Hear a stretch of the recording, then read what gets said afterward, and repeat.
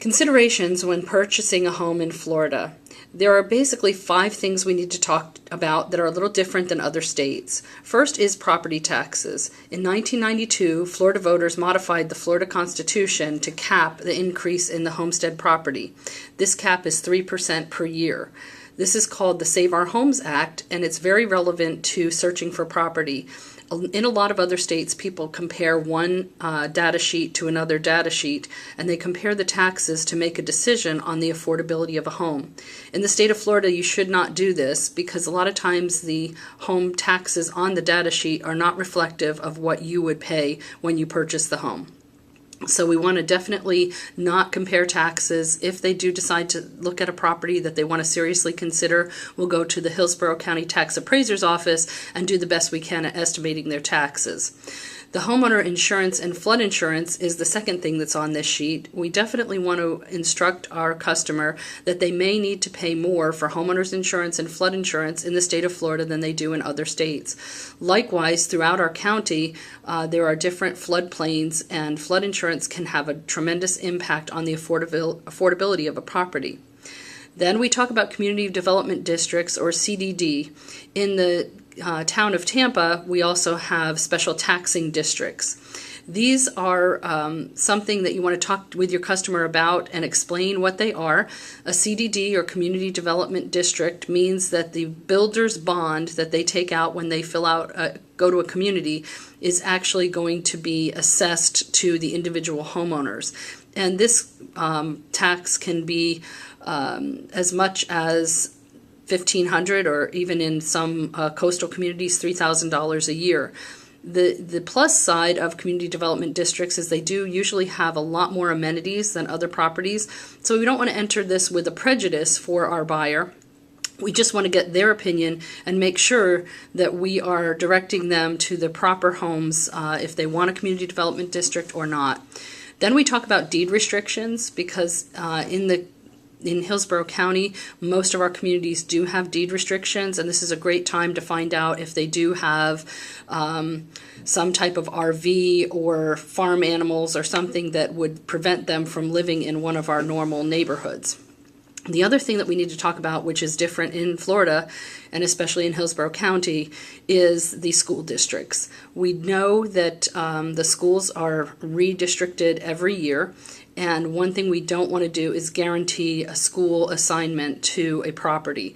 Now, we can direct them to the Hillsborough County school locator, which I have on my website, and you should also put on yours.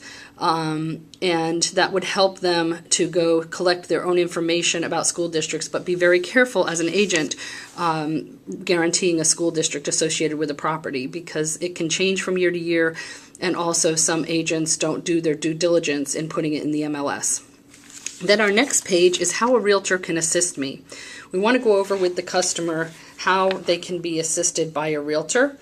And this, we talk to them about being, I can assist you with multiple listed properties. We're one of the only industries where a buyer and seller, selling agent actually agree to share their commission. Can you imagine if Coca-Cola paid Pepsi to help them get their products sold? Well, it's an unusual arrangement, but it is one that exists in real estate, and we should explain to the customer that we can sell them properties from any real estate brand, and that they can be a one-stop shop here with Keller Williams, and we can sell them properties from Coldwell Banker, ERA, Smith, or any of the other companies. We can also assist them with for sale by owners. People that are trying to sell their home on their own are often trying just to save the marketing dollar, and we want to be able to help them with that. And if they see someone that has a sign in front of their yard, they should contact us, and we will get in contact with the homeowner directly and arrange for a showing. This saves them the aggravation of possibly not wanting the property and the homeowner haunting them because that's the only home they have to sell. Likewise, a lot of consumers are not aware that realtors can and will assist them in purchasing builders' homes. Builders love realtors. We bring them a lot of business, and many times a builder will capture a buyer directly, and that buyer will not be able to take advantage of all the benefits being offered. A lot of times, let's say Centex Home may be offering a $30,000 credit toward upgrades, and maybe Morrison Homes may be offering a $5,000 credit toward closing costs. working with a realtor who's aware of all these things can really help you negotiate the best deal with a builder. So it's in the homeowner's advantage definitely to work with a realtor when they're working with builders' properties. And then we want to ask the consumer if they would like to consider short sales and foreclosures. There's really no way that we want to point them in any direction. If they do want to consider them, we're just going to talk about that on the next page. So those are the 4 different areas where a realtor can assist a buyer. And I think it's really important to cover these areas because many consumers are not aware of how many ways a realtor can help them. Then we're going to talk about it's a great time to buy, and that's the title of this page. And we're going to talk to them about new construction. We're going to talk to them about resale homes that are being forced down in price, and these homes have been lovingly cared for. And then we do want to talk about foreclosures. Foreclosures oftentimes have some deferred maintenance, and they're always offered as is. And those contracts are always written to favor the bank, especially when it comes to disclosure.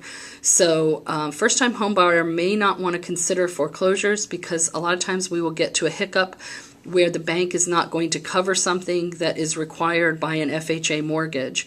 So just want to let them know that this is a little risky. You get about 15% off the market price, but that 15% can easily be eaten up by having no air conditioning and no appliances and all the things that need to be replaced when a home has been stripped through foreclosure process. Now the next thing is short sales.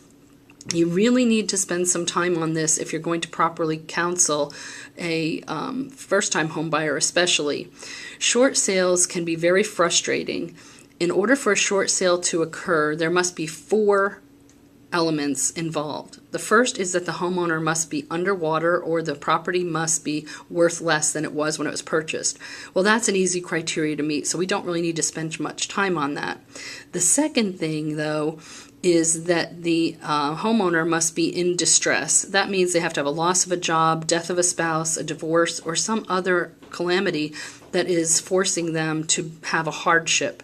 Now that's not so hard in this economy either. The third and the fourth reason are really the ways that short sales fall apart. The third thing is that the seller cannot have any liquid assets. And sometimes sellers, may think that they can hide money, give it to their parents, or do things that would they may tell us that they don't have any money. And the unfortunate thing is a buyer can get all the way to the week of closing. The bank may have approved it, but the bank does not do an audit until they get very close to closing. And if they do that audit and discover some funds that were not disclosed to them, they will cancel the short sale and go after the seller for the money. In the meantime, the buyer has spent money on an appraisal. The buyer has spent money on a home inspection.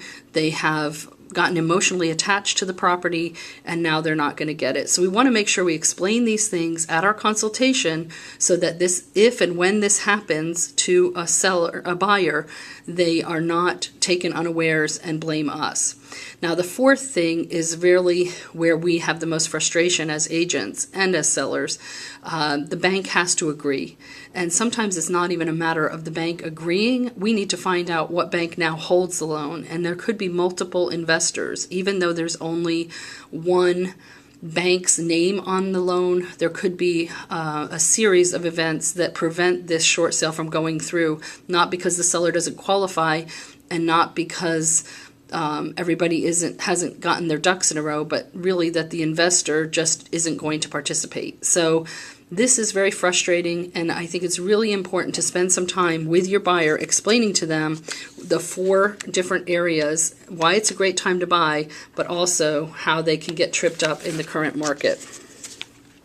This page just goes through the flow chart of a real estate sale, and it's often helpful to say, okay, we're here at our initial consultation. The next thing we want you to do is contact a mortgage lender to confirm your purchasing power. We want to make sure that we're shopping in the right price range. We're going to show you homes that are multiple listed. We're going to show you builder homes, and we're going to show you homes that are for sale by owner. It's really important to repeat some of the information from the previous page on the flow chart just to make sure